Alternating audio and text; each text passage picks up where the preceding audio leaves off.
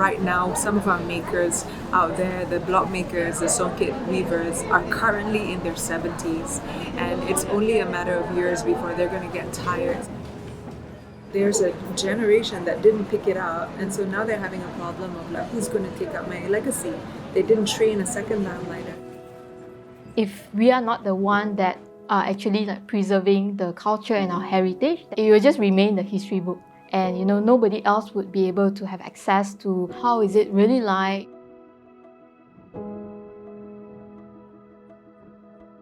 There's so many Peranakan restaurants and cafes in Malacca, and the art of beading should be the same as the food. We want people to love the art of embroidery and beading as well.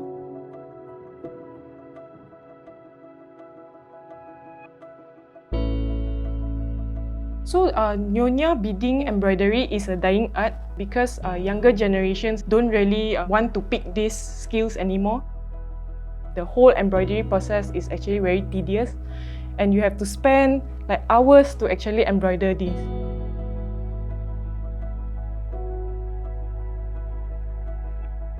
It is said that the beading work has come as far as 19th century from our ancestors or our forefathers.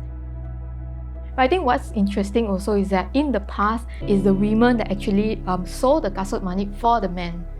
Yeah, so we find that quite interesting, and how it has changes, from the past till today, where only us ladies wear the kasut manik.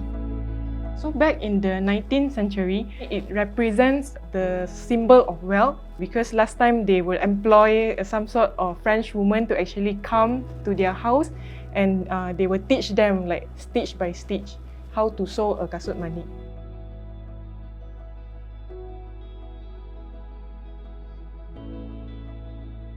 So in Maniknya, we wanted to teach like different communities to actually embroider this so that they can actually earn a living, because we wanted the whole business model to be sustainable, not only towards the environment but also towards the social impact.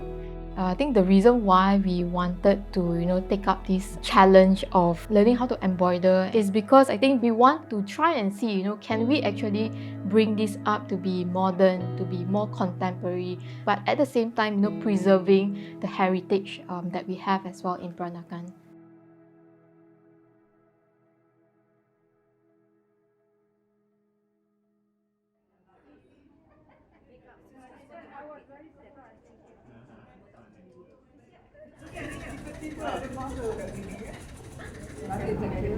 So there's so many things in terms of preservation that we need to be mindful of, not just the textiles, but maybe the knowledge that goes with it.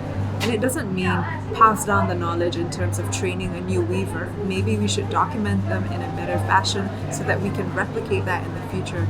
Memang penting sangat-sangat lah. Takkan pupus macam tu saja kan. Memang akak akan warisi. Bukan anak-anak saja. Siapa-siapa yang ingin belajar dengan akak pun akak akan terima dengan hati terbuka lah. Mula-mulanya akak menjahit cuma sulam biasa saja. Lepas tu dalam tahun 2000 macam tu akak kenal medal ni Swee Game. Seorang adik guru craft sulam nyonya, akak berminat lah untuk menambah lagi akak punya ilmu. Dia ajar anak-anak macam-macam design untuk sulam nyonya lah. Walaupun kita Melayu, kita buat nyonya nampak tak ada apa-apa lah tantangan daripada kaum nyonya. Cuma akak nak combine lah. Kadang-kadang Melayu punya design macam mana, China punya design macam mana kan. Kalau boleh kita nak buat satu kelainan lah.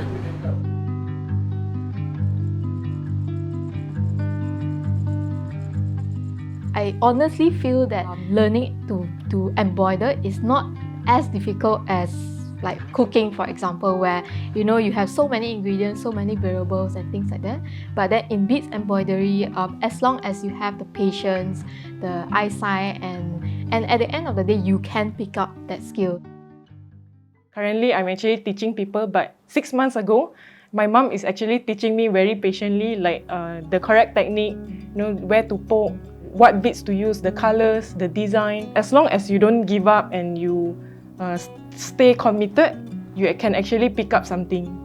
The oldest embroiderer that we have is 84. Yeah, 84. I mean, for her age, it's actually quite impressive to be able to actually sew one by one, beads by beads, and per bead is actually just 2 mm, which is considered very small.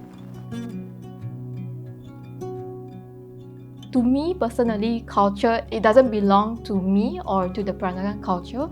It is important for us to involve other communities in our culture. The idea is really to share the art to others, so that as much as we appreciate the culture, we want others to appreciate as well.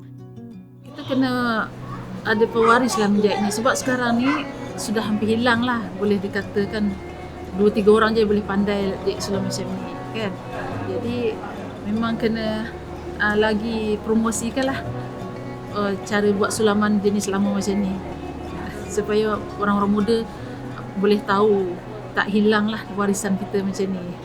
And we're woven through the language of love of textiles, and I think that is something that we can use as an anchor and a base and a foundation for us to build up from. So that's all it is. I think when we have that one thought, we can do things and we can interchange our ideas with each other, and I think that's the key.